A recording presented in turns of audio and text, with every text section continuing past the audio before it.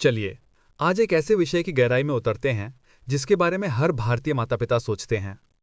हम अपने बच्चों को बड़ों का आदर करना कैसे सिखाएं, बिना इसे डर, अपराध बोध या आंख मूंद कर आज्ञा पालन में बदलें। हिंदू दर्शन में परिवार सिर्फ साथ रहने का एक मकान नहीं, बल्कि एक पवित्र इकाई है। सीखने, संवरने और मार्गदर्शन पाने का एक पुण्य स्थान।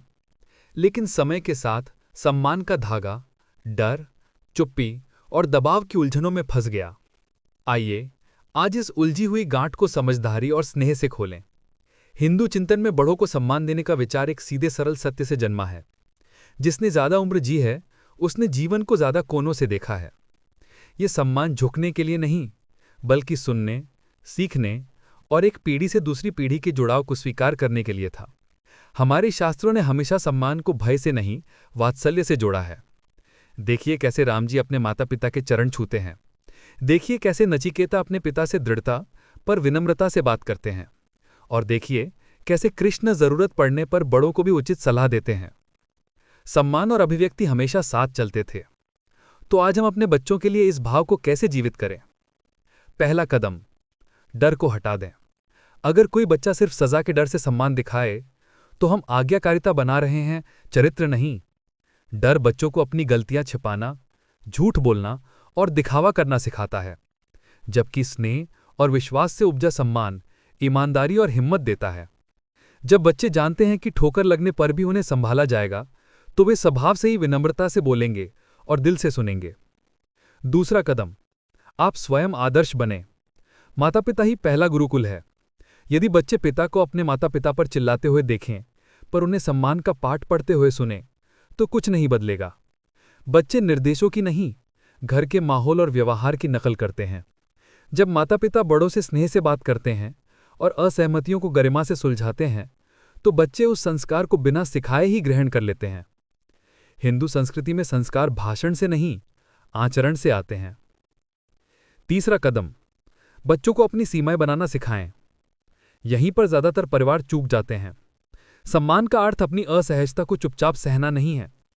बच्चे को यह कहने का अधिकार होना चाहिए कि मुझे ये ठीक नहीं लग रहा, या मुझे अकेला छोड़ दीजिए, भले ही वो किसी बड़े से बात कर रहा हो। ये अधर्म नहीं, भावनात्मक स्वच्छता है। जब हम बच्चों को शांति से अपनी बात रखना सिखाते हैं, तो हम उनके सम्मान और आत्मसम्मान दोनों को मजबूत करते हैं।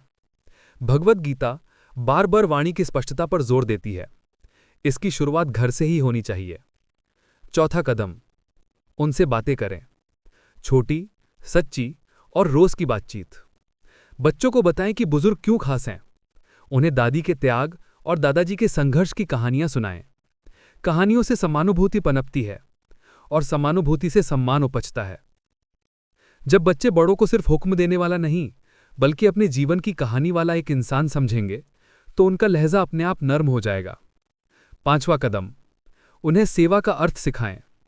सेवा को एक जबरदस्ती की जिम्मेदारी की तरह नहीं, बल्कि कृतज्ञता जताने के एक माध्यम की तरह प्रस्तुत करें।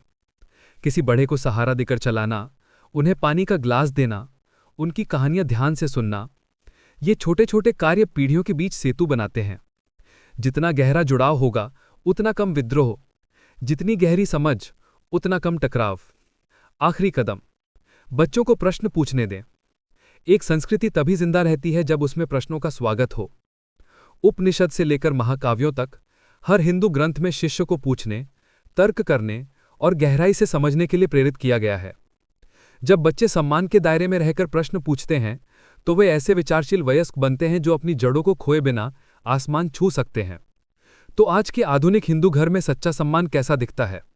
ये उन बच्चों की तरह दिखता है जो विनम्रता से बोलते हैं, डर से नहीं।